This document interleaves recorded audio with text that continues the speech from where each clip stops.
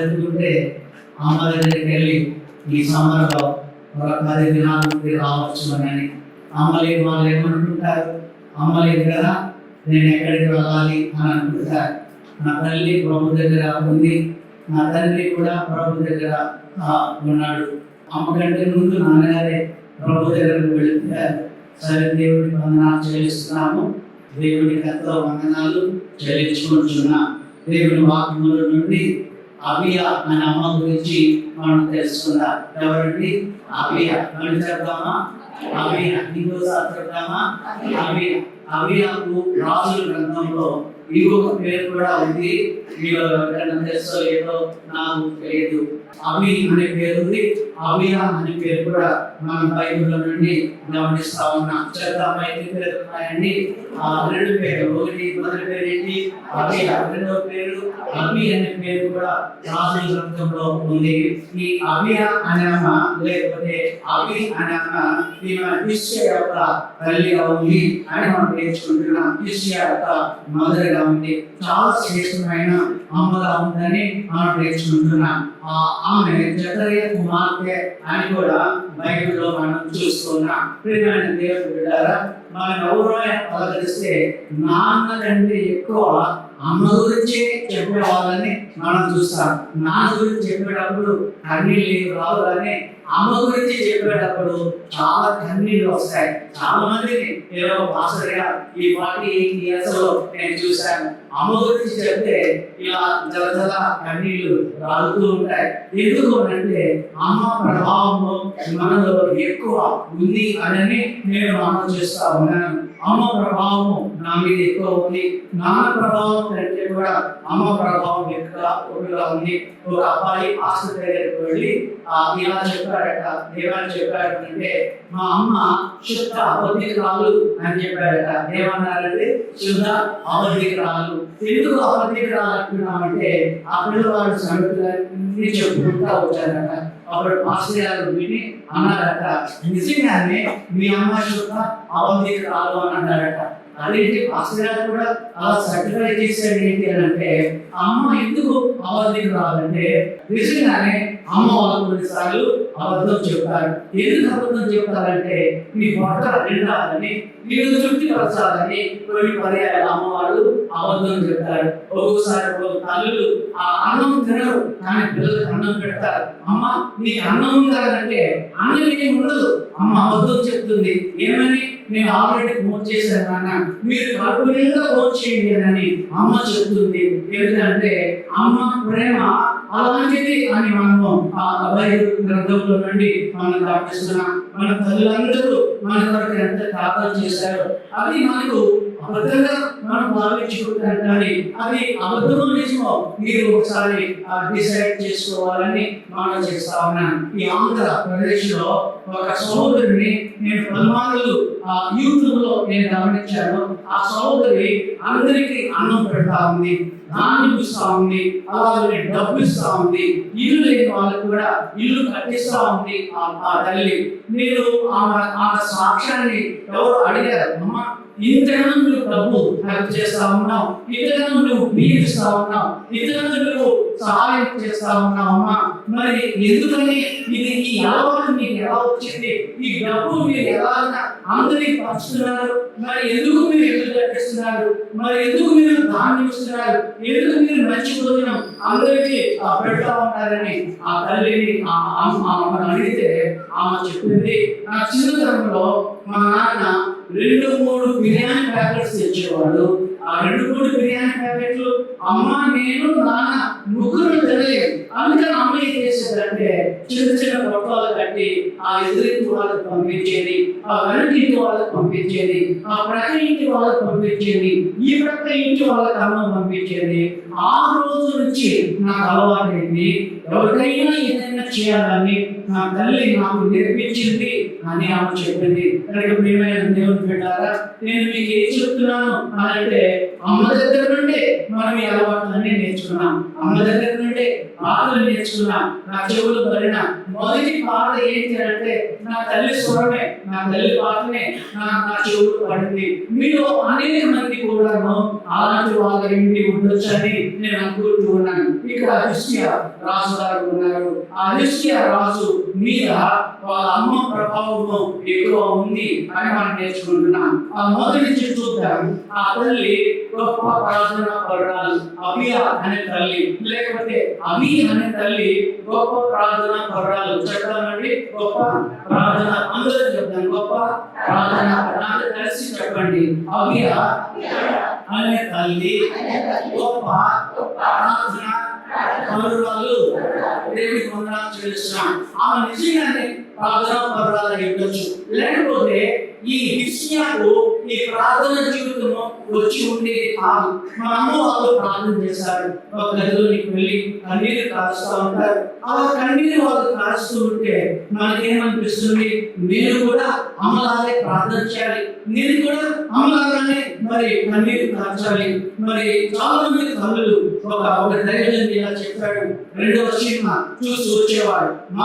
ముందు రెండవ సినిమా చూసి నడుచుకుంటూ ఇంటికి వస్తే వాళ్ళ తల్లి ఒక చిన్న బోని పట్ట మీద మోకాలు లేదండి, ప్రభా నా కొడుకును మార్చండి, నా కొడుకు మీద సాగుబడి కావాలని ఆమె కన్నీరు కారుస్తూ ఉండేదని ఒక దైవజనుడు చెప్పాడు. ఎందుకు నేను ఈ మాట మీకు చెప్తున్నానంటే, అమ్మ వాళ్ళు ప్రార్థన చేస్తారు, అమ్మ వాళ్ళు కన్నీరు కారుస్తారు, అమ్మ వాళ్ళు మన మార్పు చూడకని, మన అభ్యుదయం కొరకని ఎన్నో శ్రమలు వాళ్ళు అనుభవిస్తూ ఉంటారు. కనుక ఈ అబియా లేకపోతే అబి అనే తల్లి గొప్ప ప్రార్థన పరురాలి ఉండి ఉండొచ్చు అని నేను అనుకుంటున్నాను.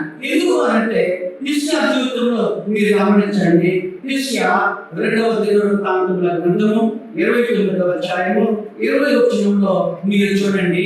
29:20లో మీరు గమనించినట్లయితే ఒక శ్రేష్టమైనటువంటి మాట మనం ఇక్కడ గమనిస్తున్నాం. 2వ దినవృత్తాంతముల గ్రంథము 29వ అధ్యాయంలో మీరు చూడండి. అక్కడ రాస్తున్నటువంటి ఈ మాటలు అన్ని కూడా మనకు ఆదరణ కలిగించే మాటలుగా ఉన్నాయి, మనకు నెమ్మది ఇచ్చేటటువంటి మాటలుగా ఉన్నాయి. 29వ అధ్యాయము 20వ వచనాన్ని మీరు గమనించండి. అప్పుడు రాజైన హిజ్కియా తనంతట లేచి అతనకు అధికారులను సమకూర్చుకొని యెహోవా మందిరమునకు పోయినని బైబిల్లో మనం చూస్తున్నాం. హిజ్కియా ఆ పట్టణ అధికారులను తీసుకున్నాడు, పట్టణ కౌన్సిల్ మెంబర్స్ తీసుకున్నాడు. ఉదయమే దేవాలయానికి వెళ్ళినట్టుగా బైబిల్లో చూస్తున్నాం. దేవాలయానికి వెళ్ళి ఏం చేశాడు? ఆయన ప్రార్థన చేశాడు. ఆ ప్రార్థన ఎక్కడి నుండి వచ్చింది?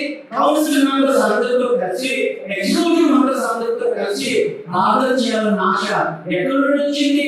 తన తల్లి దగ్గర నుండి బహుశా ఆయన నేర్చుకుని నుండి ఉండొచ్చని నేను తలుస్తూ ఉన్నాను. వాళ్ళందరితో కలిసి ఆయన ప్రార్థన చేసి, చూడండి, అప్పుడు రాజైన హిజ్కియా అందరితో లేచి పట్టణం అధికారులను సమకూర్చుకొని యెహోవా మందిరమునకు పోయెను అని బైబిల్లో చూస్తున్నాం. దేవుని మందిరానికి వెళ్ళి తన తల్లి ప్రార్థన చేసినట్టుగా ఆయన కూడా ప్రార్థన చేసినట్టుగా బైబిల్లో మనం చూస్తున్నాం. కలిసి ప్రార్థన చేయాలని ఆ అబియా దగ్గర నుండి హిజ్కియా నేర్చుకున్నాడని మనం బైబిల్లో చూస్తున్నాం. రెండవది, ఇది 2వ దినవృత్తాంతముల గ్రంథము 30వ అధ్యాయాన్ని చూడండి. 30వ అధ్యాయము 20వ వచనాన్ని ఒకసారి మీరు గమనించండి. ఇదే గ్రంథంలో 30వ అధ్యాయము 20వ వచనం, యెహోవా హిజ్కియా చేసిన ప్రార్థన అంగీకరించి జనులను స్వస్థపరచెను అని దేవుడు ఆత్మతో చూస్తున్నాం. దేవాలయ ప్రతిష్ఠ జరిగింది, పండుగలు వాళ్ళు చేసుకున్నారు. ఆయా ప్రాంతాల నుండి యూదా ప్రదేశంలో ఉన్న అందరూ కూడా ఆ దేవాలయ పండుగలకి వారు హాజరయ్యారు. వాళ్ళు ఒక్కొక్కరి నిమిత్తమని హిజ్కియా ప్రార్థన చేశాడు. హిజ్కియా ఒక రాజు అయ్యుండి అభిషక్తులాగా ఆయన ప్రార్థన చేశాడు. హిజ్కియా ప్రార్థన దేవుడు విని వాళ్ళను బాగు చేసినట్టుగా, వాళ్ళను స్వస్థపరిచినట్టుగా బైబిల్లో మనం చూస్తున్నాం. అందులో చెప్తామండి. మొదటిగా ఆయన కౌన్సిల్ మెంబర్స్ తో కలిసి, పట్టణ అధికారులతో కలిసి ప్రార్థన చేశాడు. ఆ ప్రార్థన అమ్మ దగ్గర నుండి ఆయన నేర్చుకున్నారు. రెండోది, జనుల కొరకు ఆయన ప్రార్థన చేశాడు. జనుల కొరకు ఆయన ప్రార్థన చేసినప్పుడు వారి రోగాలు బాగైనట్టుగా బైబిల్లో చూస్తున్నాం. ఈయన అభిషక్తుడు కాదు, ఈయనేమి పాస్టర్ కాదు, ఈయనేమి బిషప్ కాదు, కానీ ప్రార్థన చేశాడు. దేవుడు ఆయన ప్రార్థన విన్నట్టుగా బైబిల్లో మనం చూస్తున్నాం. మూడో విషయాన్ని మనం చూద్దాం. ఒకానొక దినాన ఆ హిజ్కియాకు మరణకరమైన రోగం తగిలింది. మరణకరమైన రోగం తగిలినప్పుడు ఆయన కన్నీటితో ప్రార్థన చేశాడు. యెషయా గ్రంథం 38వ అధ్యాయంలో మీరు చూడండి. యెషయా గ్రంథం 38వ అధ్యాయంలో మీరు గమనించండి. అక్కడ రాయబడినటువంటి మాట మీరు చూడండి. ఆయన గోడ వైపు తన ముఖాన్ని తిప్పుకొని, ప్రియమైన దేవుని బిడ్డలారా, తన ముఖాన్ని తిప్పుకొని దేవుడికి ప్రార్థన చేశాడు. 38వ అధ్యాయంలో మీరు చూడండి. 38వ అధ్యాయంలో గోడ వైపు తన ముఖాన్ని తిప్పుకొని ప్రార్థన చేశాడు. ఏమని ప్రార్థన చేశాడు? యెహోవా, 3వ వచనం చూడండి. యెహోవా యథార్థ భక్తి ఉన్నాయి, సత్యంతో నీ సన్నిధిని ఎట్లు నడుచుకుంటున్నావు, నీ దృష్టికి అనుకూలంగా సమస్యలు నేను ఎట్లు చేసుకున్నాను, నీ కొడుకుతో జ్ఞాపకం చేసుకున్నానని హిజ్కియా కన్నీటి ప్రార్థన చేసినట్టుగా బైబిల్లో మనం చూస్తున్నాం. ప్రియమైన బిడ్డలారా, ఆయన అనారోగ్యం వచ్చినప్పుడు దేవుడి మీద ఆధారపడాలని ఆమె దగ్గర నేర్చుకున్నాడు. కౌన్సిల్ మెంబర్స్ కలిసి ప్రార్థన చేయాలని ఆమె దగ్గర నుంచి నేర్చుకున్నాడు. రోగుల కోసం ప్రార్థన చేయాలని ఆమె దగ్గర అవి దగ్గర నుండి ఆయన నేర్చుకున్నాడు. అలాగే అనారోగ్యం కలిగినప్పుడు, రోగం వచ్చినప్పుడు దేవుని దగ్గరికి వెళ్ళాడు. కన్నీటితో ప్రార్థన చేశాడు. 3 విధాలైన ప్రార్థన: యథార్థమైన ప్రార్థన, రెండవది కన్నీటి ప్రార్థన, మూడవది అంగీకృతమైనటువంటి ప్రార్థన.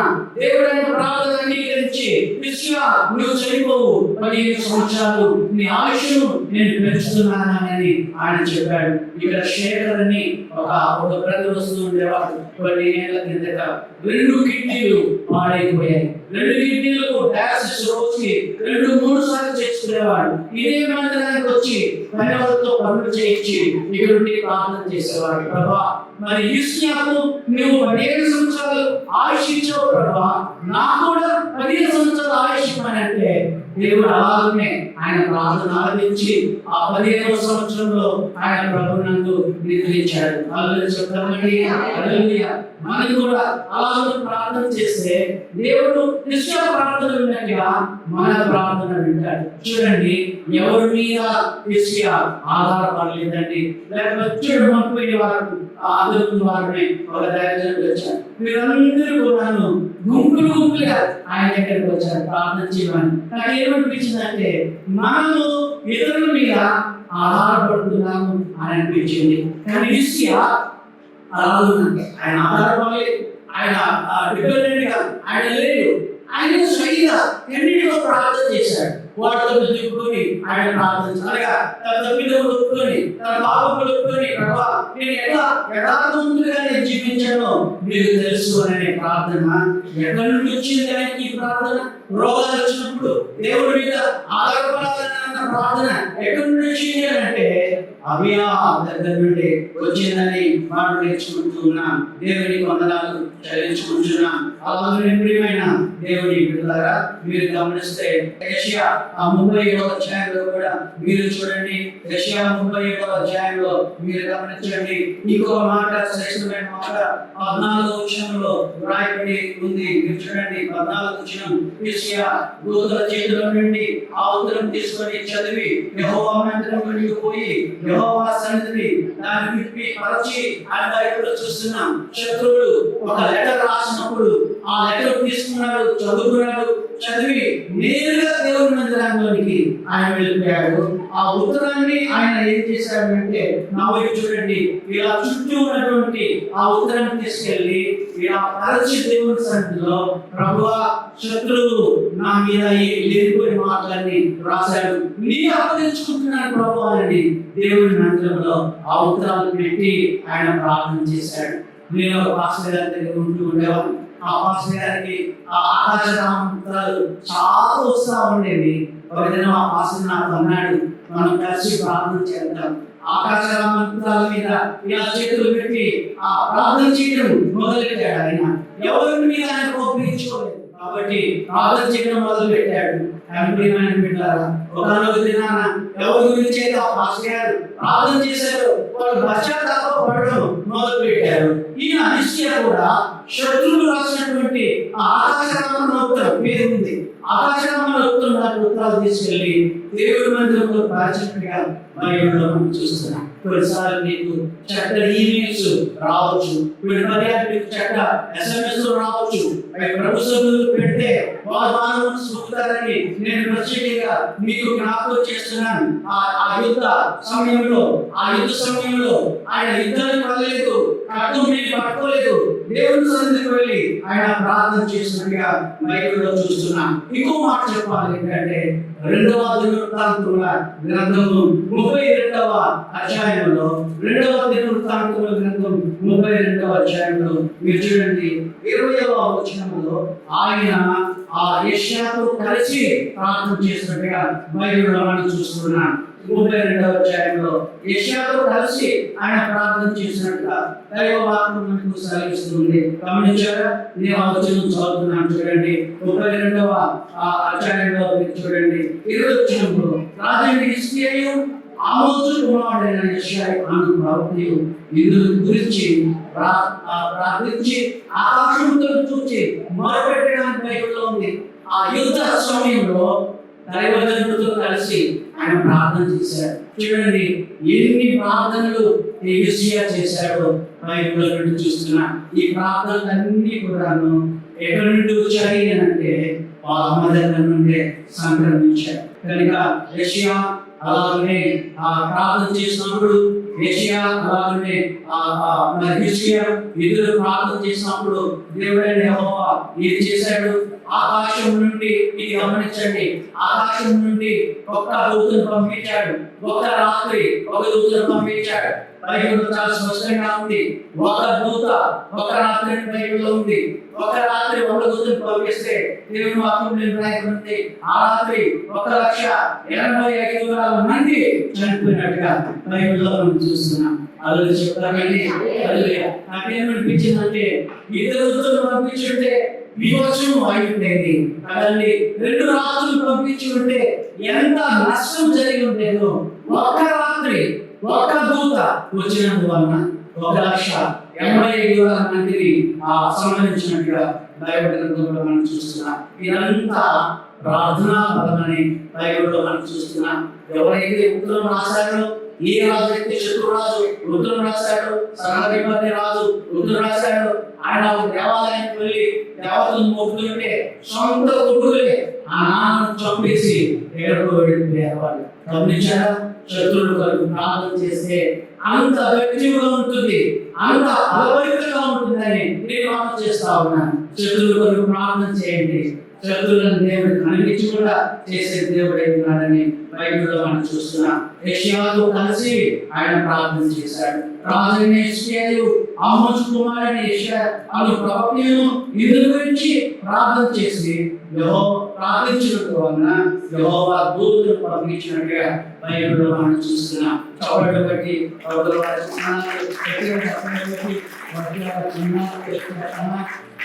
ఒకసారి అనిపిస్తుంది పాస్టర్ దగ్గరికి వెళ్ళాయా కలిసి టీ తాగుదాం అంటారు కొంతమంది, కలిసి బ్రేక్ఫాస్ట్ చేద్దాం అంటారు కొంతమంది, కలిసి కాఫీ షాప్ వెళ్దాం అని అంటారు, కలిసి లంచ్ చేద్దాం అంటారు, కలిసి డిన్నర్ చేద్దాం అంటారు. ఎప్పుడైనా పాస్టర్ గారి దగ్గరికి వెళ్ళి అయ్యా కలిసి ప్రార్థన చేద్దాము అన్నామా? ఒకసారి మీరు ఆలోచన చేయండి. ఎవరైనా అలాగే అడిగామా? కృష్ణ చర్చలో ఉన్నప్పుడు చాలా కష్టం వచ్చింది నాకైతే. నా మనిషి నేను చెప్పుకోవాలని నా ఇంటికి ఎవరు వచ్చేవాళ్ళు ఏదో చెప్పేవాళ్ళు, అక్కడ ఇక్కడ వాళ్ళ దగ్గరికి వెళ్ళలేదు. ఆ మనుషులు మా ఇంటికి వచ్చిన వెంటనే చాప వండేసేవాళ్ళం. ఎందుకంటే చాప వేస్తున్నారంటే కలిసి ప్రార్థన చేద్దామంటే వాళ్ళు కలిసి నేను ప్రార్థన చేసేవాడిని. అక్కడ నిర్ణయించి నేనేమి చేయలేదు. అక్కడ తెచ్చుకోవాలని నాకు ఏ విధమైన ఆశ లేదు. కాబట్టి ప్రియమైన దేవుడు గమనించండి, ఎప్పుడైతే కష్టం వచ్చిందో యెషయా ఆ 5 విధాలు ప్రార్థన ఆయన చేశాడు. ఒకటి ఆ పట్టణ అధికారులతో కలిసి ప్రార్థన చేశాడు. రెండవది ఆ జనుల కొరకు ప్రార్థన చేస్తే దేవుడు ఆ జనులను బాగు చేశాడు. మూడవది అనాథులతో ఉన్నప్పుడు ప్రార్థన చేస్తే దేవుడు 15 సంవత్సరాల ఆయుష్ను పెంచాడు. ఇంకోటి యుద్ధ సమయంలో ఆలయంలోకి వెళ్ళి ఆ ఉత్తరాన్ని పరిచయం ప్రార్థన చేసినట్టుగా బైబిల్లో చూస్తున్నాడు. అంత మాత్రమే కాదు, ప్రవక్తతో కలిసి ఆయన ప్రార్థన చేశాడు, దైవజనులతో కలిసి ఆయన మోకాళ్ళ మీద ఉన్నట్టుగా బైబిల్లో మనం చూస్తున్నాం. ఇవన్నీ ఎలా వచ్చాయి అంటే ఎక్కడ నుండి వచ్చాయి అలవాట్లన్నీ? వాళ్ళ అమ్మ దగ్గర నుండి వచ్చాయి కదండి, వాళ్ళ అమ్మ దగ్గర నుండి వచ్చాయి. మీరు ఒకవేళ అనుకోండి, చెప్తున్నాను, ఏదైనా వేరు చేసుకెళ్ళారు, మన ముసు లేదు, వాళ్ళు అడుగుతారు, అమ్మ మీరే చర్చి వెంటనే చర్చి మీ మాస్టర్ గారికి చెప్పలేదా అని అంటారు కదండి. కొత్త వాళ్ళు మన ఇంటికి వచ్చి అన్నం సరిగా ఉండకపోయినా, పూర్వం కారణం ఎక్కువైనా ఏమంటారు? ఆ కోడల్ని అప్పుడు ఏమంటారు? మీ అమ్మ ఏమి నాకలేదా, ఏమి నాకకుండా మా ఇంటికి పంపించిందా అని అంటారు కదా. మనం ఏ మందిరానికి వెళ్ళినా సరే దేవుని పిల్లలుగా, దేవుని ప్రజలుగా క్రమశిక్షణతో దేవుని మాటకు వినాలని దేవుడు మన జ్ఞాపకం చేస్తున్నాడు. అది చూద్దామా?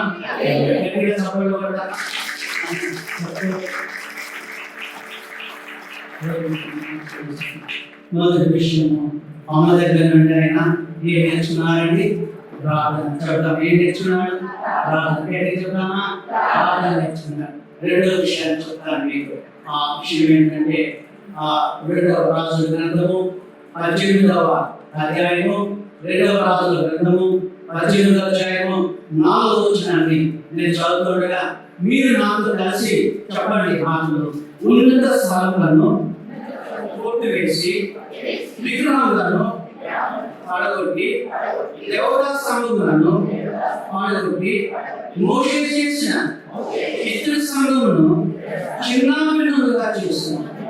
అందులో చెప్తామండి, అమ్మ చెప్తుండొచ్చు, బొమ్మలకు మొక్కకూడదు, మెస్సియా బొమ్మలకు మొక్కకూడదు, బొమ్మల దగ్గరికి వెళ్ళకూడదు, విగ్రహాల దగ్గరగానే ఉండకూడదు, బొమ్మలకు నమస్కరించకూడదు, బొమ్మల దగ్గర మోకాలు ఉండకూడదు, బొమ్మను మనం పూజించడానికి వీల్లేదు. ధర్మశాస్త్రంలో ప్రభు అన్నాడు, నిర్గమకాండం 20వ అధ్యాయము 4వ వచనంలో, పైన ఆకాశం అందు కానీ క్రింద భూమి అందే కానీ భూమి క్రింద నిలయందే కానీ ఉండు దేని రూపమైనను విగ్రహమైనను నువ్వు చేసుకోకూడదు, వాటికి మొక్కకూడదని ఆజ్ఞలో ప్రధానంలో ఉంది.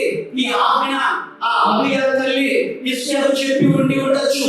అందుకనే ఆయన రాజు అయిన వెంటనే ఆ ఉన్నత స్థలాలన్నిటిని కూడా సమూల నాశనం చేశారు.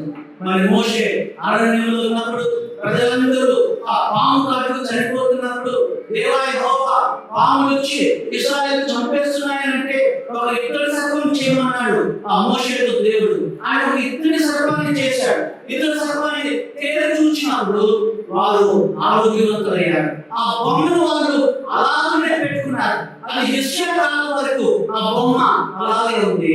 దాన్ని ఆరాధన చేస్తూ ఉన్నారు. ఆ పాము బొమ్మని మొక్కుతూ ఉన్నారు. ఆ పాముని విగ్రహంగా చేస్తున్నారు. అది హిస్టరీ వచ్చిన వెంటనే నాకు ఒక పేరు కూడా బైబిల్లో ఉంది, నిహుష్రాను అనే పేరు ఉంది. నిహుష్రాను అనే బొమ్మను ఆయన చిన్నాభిన్నం చేసినట్టుగా బైబిల్లో మనం చూస్తున్నాం. మనం ఏం నేర్చుకుంటున్నామంటే, బొమ్మలకు మొక్కకూడదు, విగ్రహాలకు తినకూడదని అమ్మవారు మీకు చెప్పే ఉండి ఉండొచ్చు. మీకు జ్ఞాపకం ఉందండి? అవును, జ్ఞాపకం ఉంది. అలాంటివి మనం విసర్జించాలి, అలాంటివి మనం తినకూడదు, బొమ్మలు జోలికి పోకూడదు అని దేవుని వాక్యంలో మనం చదువుతున్నాం కదా. అదే విషయాన్ని అబియా తన కుమారుడైన తిష్యాకు నేర్పించినట్టుగా బైబిల్లో మనం చూస్తున్నాం. ప్రియమైన దేవుని బిడ్డ, చాలా మంది వచ్చి అడుగుతారు, ఏమని? అయ్యా బొమ్మలు పంపవచ్చా, బొమ్మల దగ్గర పెట్టి తినవచ్చా? ఆల్రెడీ బైబిల్లో ఉంది కదండి, ఎందుకు అడగడం? అదండి ఎందుకు అడగడం? మనం కామ చెప్తామండి. వాళ్ళ దగ్గర ఒక బొమ్మ పెట్టారంట. ఆ బొమ్మ పెడితే ఆ అపార్ట్మెంట్ అందరూ ఆ బొమ్మ దగ్గర రమ్మని అడుగుతా ఉన్నారు. తీర్మానం తప్పించుకొని వెళ్ళిపోయింది. ఆ రాత్రి ఆ బొమ్మలో ఉన్నటువంటి ఎవరైతే ఆ విగ్రహం ఉన్నాడో, ఆ పేరు మనం చెప్పుకోవాలి కానీ, ఆయన వచ్చి ఏమో కాళ్ళకి ఏదో కట్టి వాగుతున్నారట. వచ్చి చెప్తా ఉంది, పర్వాలేదు కలదు సైతాను మళ్ళీ మళ్ళీ మళ్ళీ రిపీట్ చేస్తా ఉంటారు. మనమేమి భయపడడం అవసరం లేదు, మనమేమి మొక్కడం అవసరం లేదు, మనమేమి అక్కడ వెళ్ళి ఆ విగ్రహాత్మకమైనది తిన అవసరం లేదు. 2 విషయాలు అమ్మ దగ్గర నుండి ఆయన నేర్చుకున్నాడు. ఒకటి చెప్తానండి, ప్రార్థన. చెప్తామా? మళ్ళీ చెప్తామా? ప్రార్థన. మీ అమ్మ దగ్గర నుండి నువ్వేం నేర్చుకున్నావో ప్రార్థన. రెండోది ఆ విగ్రహారాధన దేవుడికి అసహ్యము ఉన్నది. అబియా తన కుమారుడికి నేర్పించింది. మూడవది చూద్దాం దయచేసి బైబిల్లో నుండి. మూడవ మాట చెప్పి నేను ముగిస్తాను. రెండవ దినవృత్తాంతముల గ్రంథము 29వ అధ్యాయంలో మీరు చూడండి, 29:3లో మీరు చూడండి, 29వ అధ్యాయం 3వ వచనంలో చదువుతున్నాను చూడండి. అతడు తన 7వ మొదటి సంవత్సరము మొదటి నెల యెహోవా మందిరపు తలుపులను తెరచి వాటిని బాగు చేస్తానని బైబిల్లో చూస్తాం. అమ్మాయి ఏం చెప్పింది? దేవుడి మందిరం అశుభ్రంగా ఉండడానికి వీలు లేదు అని చెప్పింది. దేవుడి మందిరం ఎప్పుడు శుభ్రంగానే ఉండాలి. దేవుడి మందిరం క్లీన్ గా ఉండాలి. ఎప్పుడు అశుభ్రంగా మట్టిగా ఉండడానికి వీలు లేదు ఆమె నేర్పించింది. ఆమె రాజైన వెంటనే ఇక చూడండి, ఆయన మొదటి నెలలోనే ఆయన వెళ్ళి తన 7వ మొదటి సంవత్సరం మొదటి నెల యెహోవా మందిరం తలుపులు తెరిచి వాటిని బాగు చేశాడు.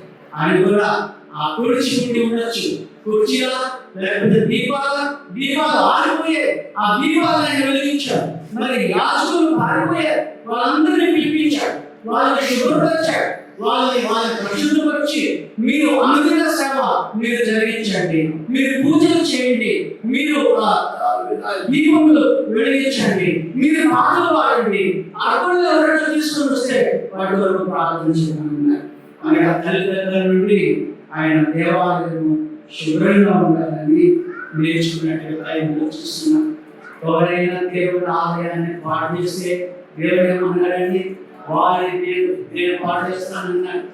ఇల్లు పాడైపోవాలని ఎవరు కోరుకోరు, కానీ ఈ మధ్యకాలంలో గుడి పాడు చేయాలని అనుకునే వాళ్ళని ఇంతమంది చూస్తాము. ప్రభు ఏమంటున్నాడు? ఎవరైనా ఆయన మందిరాన్ని పాడు చేస్తే నేను వారిని పాడు చేస్తాను. దేవుని మందిరం విషయంలో జాగ్రత్తగా ఉండాలి, పాడు చేయకూడదు. ప్రేమైన బిడ్డలారా, పాడు చేయకూడదు.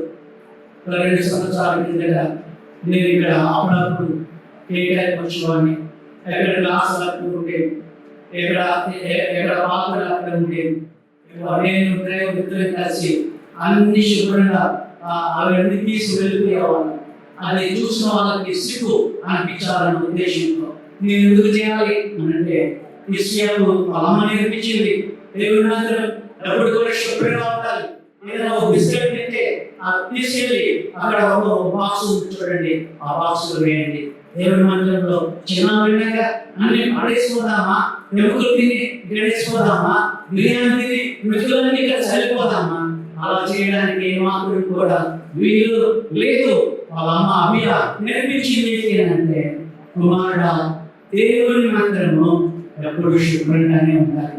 నేను ఒక పాస్టర్ గారితో దేవుడు నాకు చెప్పడానికి మాస్టర్ గారి గ్రామానికి నేను వెళ్ళాను. 3 దినాలు ఆ పాస్టర్ గారిని నన్ను హోటల్లో పెట్టి, ఆ పాస్టర్ గారికి చాలా సువార్త కేంద్రాలు ఉన్నాయి, చర్చిలు ఉన్నాయి, సుమారు 20 చర్చిలు ఉన్నాయి. వాళ్ళని కట్టిస్తున్నాడు, రూఫ్ వేస్తున్నాడు, ఆ పాస్టర్లు నేర్పిస్తున్నాడు. ఒక ఆయన వచ్చి, అయ్యా నా చర్చి మీరు తీసుకోండి, మీకు ఇచ్చేస్తాను, నేను నా చర్చి రండి మీరు చూడండి అన్నాను. నేను ఆ సీనియర్ పాస్టర్ గారు వెళ్ళి ఆ చర్చి చూడడానికి వెళ్ళేసరికి లోపలన్నీ కూడా మొక్కలు వచ్చి ఉన్నాయి. ఆ మూల ఒక మొక్క, ఈ మూల ఒక మొక్క, అక్కడ ఒక పిచ్చి మొక్క, అవన్నీ వచ్చి ఉన్నాయి. ఆయన ఏమంటున్నాడంటే ఈ చర్చి మీరు తీసుకొని అంటున్నారు. మరి వారికి ఆ గుమ్మం దగ్గర రావడానికి దారి లేదు. ఆ దారిలో అన్ని మొక్కలు వచ్చి ఉన్నాయి.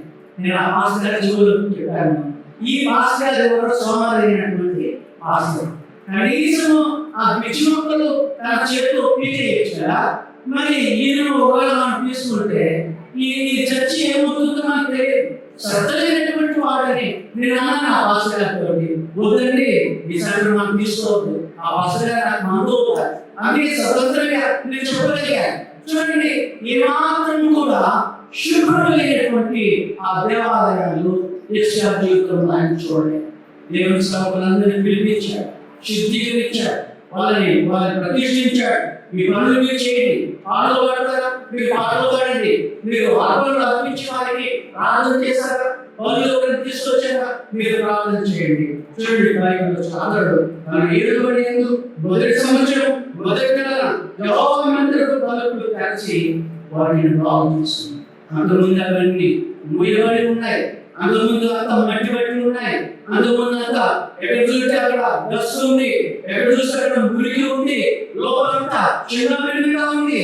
క్రిస్టియా దేవుని మందిరంలోకి వెళ్ళి వాటన్నిటిని శుభ్రం చేసినట్టుగా దైవ గ్రంథంలో మనం గమనిస్తున్నాం. దేవుని వందనాలు చెల్లిస్తున్నాం. హల్లెలూయా చెప్తామా? ఇంకో మాట కూడా చెప్పాలి. మనం చాలా పర్యాయాలు దేవుని మందిరాన్ని వ్యాపారమయంగా చేస్తా ఉంటాం. వ్యాపారం, బిజినెస్ ఇది బిజినెస్ కేంద్రం కాదు, ఆరాధన కేంద్రం ఇది. ఆరాధన కేంద్రం ఇది. మీరు గమనించండి. వ్యాపార కేంద్రంగా రవి ఏమన్నాడు? వాళ్ళందరూ అక్కడ పక్షులు అమ్ముతూ ఉంటే యేసు ప్రభువు వారు ఏమన్నారు? బావురాలు గుహలు అమ్ముతూ ఉంటే నా మందిరాన్ని వ్యాపార కుటీలుగా మీరు చేయదు, ఇది ఆరాధన కొరకే ఇది ఉంది అని ఆయన పోరాడుతున్నారు. కనుక ఈ దేవుని ఆలయము వ్యాపారమైన కాడానికి వీలు లేదు. డబ్బు సంపాదించాలి అనుకుంటే ఇంకొక వ్యాపారం చేసుకోవచ్చు, ఇంకొక బిజినెస్ చేసుకోవచ్చు. కానీ దేవుని మందిరాన్ని వ్యాపారమైన చేయని వాక్యం ద్వారా మనం చూస్తున్నాం. 3 విషయాలు ఆమె దగ్గర నుండి అవ్య దగ్గర నుండి ఆయన నేర్చుకున్నారు. మొదటిది ప్రార్థన. మొదటిది ప్రార్థన. రెండవది విగ్రహారాధన. ఆమె దగ్గర నుండి బొమ్మలకు మొక్కుకూడదని ఆయన నేర్చుకున్నారు. మూడవది దేవుని ఆలయము ఎప్పుడు శుభ్రంగా ఉండాలని ఆయన నేర్చుకున్నారు. కాబట్టి మొదటి సంవత్సరమే ఆయన వెళ్ళి తలుపులు తెరిచి వాటన్నిటిని శుభ్రంగా ఉంచినందున దేవుడికి ఎంతో మహిమ. ఈ పరిశుద్ధ బైబిల్ గ్రంథంలో యోసియా గురించి రాయబడింది అని అంటే దేవుడికి ఎంత ఇష్టమైనటువంటి వ్యక్తిగా ఉన్నాడో మనం ఆలోచన చేసుకుంటున్నాం, ప్రార్థన చేసుకుంటాం. ప్రార్థన చేసుకుంటాం. ప్రేమగల తండ్రి, మీకు వందనాలు. ఒక తల్లి యోసియా ఉన్నందు వలన ఉన్నతమైన స్వభావాలు, ఉన్నతమైనటువంటి బుద్ధులు కలిగి ఉన్నది. మీకు వందనాలు చెల్లిస్తున్నాం. ఆమె దగ్గర నుండి మోకాళ్ళ ప్రార్థన నేర్చుకున్నారు. ఆమె దగ్గర నుండి విగ్రహారాధన గురించి నేర్చుకున్నారు. ఆమె దగ్గర నుండి దేవాలయం శుభ్రంగా ఉంచాలని నేర్చుకున్నారు. మీకు వందనాలు చెల్లిస్తున్నాం. మా అమ్మ వాళ్ళు ఎన్ని విషయాలు మాకు నేర్పించారు. రోజు బైబిల్ చదవమని, రోజు ప్రార్థన చేసుకోమని, రోజు దేవుడి వాక్యం పంచుకోమని ఎన్ని విషయాలు అమ్మ వాళ్ళని నేర్పించి ఈ రోజు మీ దగ్గర ఉన్నారు. వారందరూ పెట్టుకొని మీకు న్యాయం చెల్లించుకుంటున్నాం. మీ మాతృమూర్తులు తినవచ్చు రోజు అమ్మలను మేము అమలు చేసుకుంటున్నాం. ఆమె దగ్గర నుండి ప్రార్థన, ఆమె దగ్గర నుండి మొదటి పాట, ఆమె దగ్గర నుండి ఎన్నో మంచి విషయాలు మేము నేర్చుకున్నాం. క్షమించమని అమ్మ వాళ్ళని నేర్పించారు. పాటలు పాడమని అమ్మ వాళ్ళని నేర్పించారు. ప్రార్థన చేయమని అమ్మ వాళ్ళని నేర్పించారు. మీ వందనాలు చెల్లించుకోవచ్చు. యేసు నామములో గట్టిగా వచ్చున్నాము తండ్రి. ఆమేన్. మళ్ళీ చెప్పండి.